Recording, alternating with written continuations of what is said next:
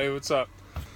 Uh, Getting ready to head out. I'm gonna head out in about like 15, 20 minutes. But I've been wanting to make this video for a while now. Just talking to one of my friends over here, Devon, and I was driving down the road one day, and this dude got mad at me because I don't know. We were in a 65 or something like that, and he was doing like 58, and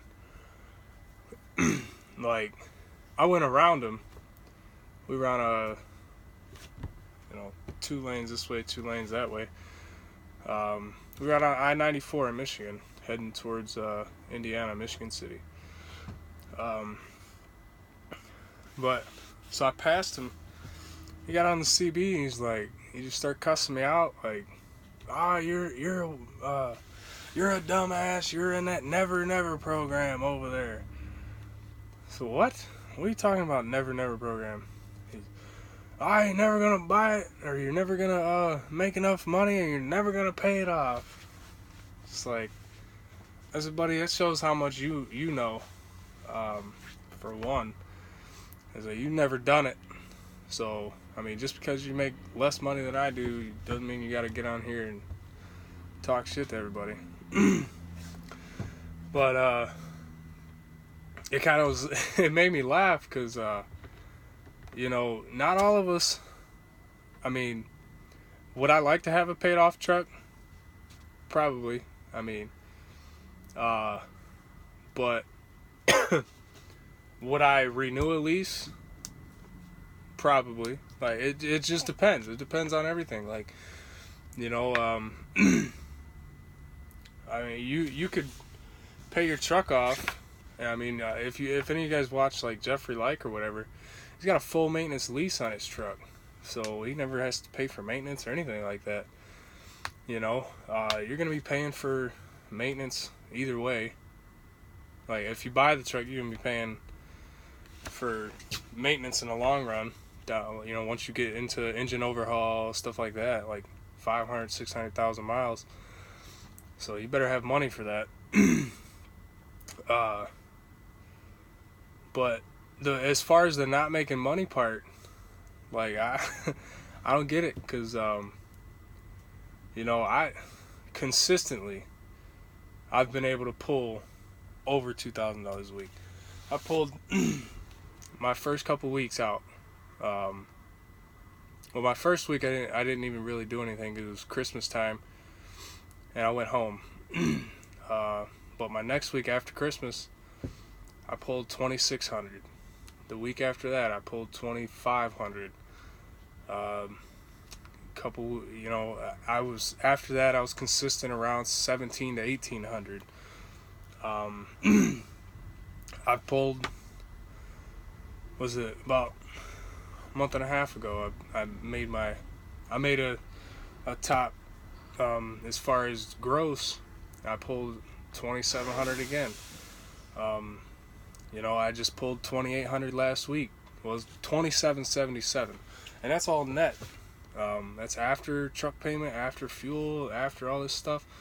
So, it is what you make it out here, really. I mean, if you just want to do a certain amount of money, then yeah.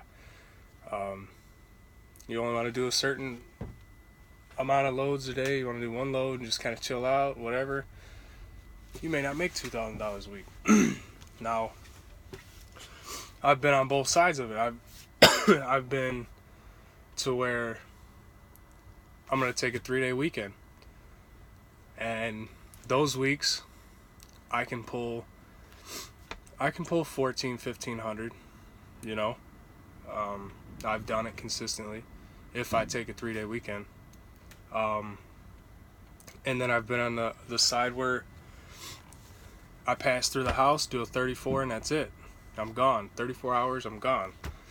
And that's the way I do it, to where I'm able to make that, $2,000 to $2,800 a week.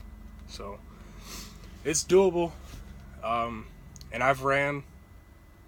Jeffrey Like talks a lot about short game. You hear a couple of us out here saying, we book about 2 loads a day, which is pretty decent. That's pretty good. About 2 loads a day if you're doing about 500 miles, 2 loads a day. That's pretty good.